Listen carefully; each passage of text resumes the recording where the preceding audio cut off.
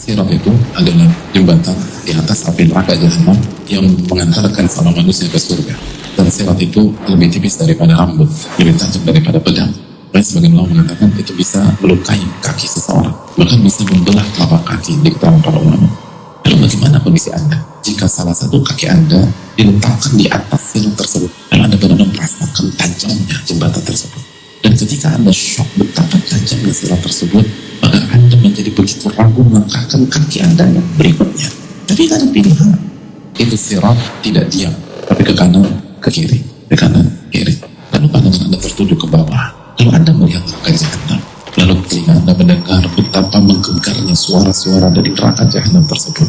Dan suara yang tidak pernah kita dengar sebelumnya. Suara yang paling horor yang pernah kita dengar. Dan pada saat itu, kondisi Anda lemah. Hati Anda bergoncang, kaki gemetar, berat sekali untuk dibawa melangkah. Dan pada saat itu hanya ada satu perintah, berjalanlah melewati sirat. Yauma taral mu'minin wal mu'minat yas'a nuruhum baina aydihim wa bi'aymanihim. Di hari engkau melihat orang-orang beriman yang laki-laki maupun wanita, cahaya mereka bersinar di hadapan dan di sebelah kanan mereka. Dijelaskan oleh Abdullah bin Mas'ud, cahaya ketika melewati sirat. Mereka melewati dan melalui sirat sesuai dengan amal ibadah mereka.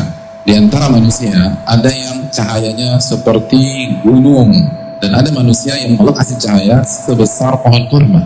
Ada yang cahayanya Allah kasih sebesar seseorang dewasa yang berdiri, dan yang paling rendah derajatnya Allah kasih cahaya kepada dia tapi untuk jari kakinya saja, dan redup, nanti ada, lalu mati, nyala, mati, nyala, mati.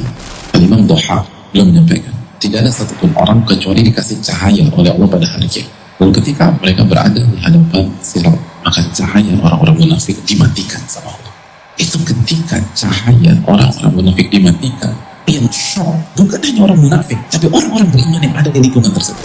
Anda bayangin gak sih? Kita antri ini, terus 5 orang di hadapan kita cahayanya mati, 4 orang depan kita mati lagi, yang 3 mati lagi, lalu 2 depan kita mati lagi, lalu persis depan kita mati lagi. Itu apa ngajak? Itu mati.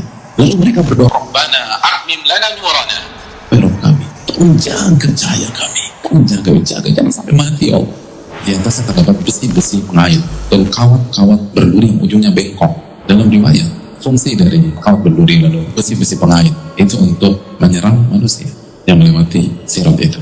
Ada yang diambil oleh malaikat penjaga neraka, dan Anda saksikan itu dengan kedua mata Anda. Lalu di depan kita satu jatuh, lalu cahaya mati. Ada yang terluka tapi selamat, ada yang sempat terpleset tapi selamat, dan ada yang terjungkil di dalam api neraka jahanam. Nabi SAW mengatakan, dan yang pertama-tama dari kalian yang melintasinya seperti kecepatan kilat.